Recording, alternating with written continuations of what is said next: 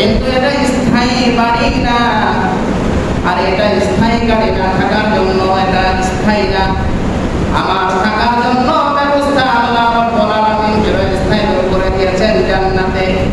আর সে জান্নাতের দরজা হলো কবর দিয়ে শুরু হবে।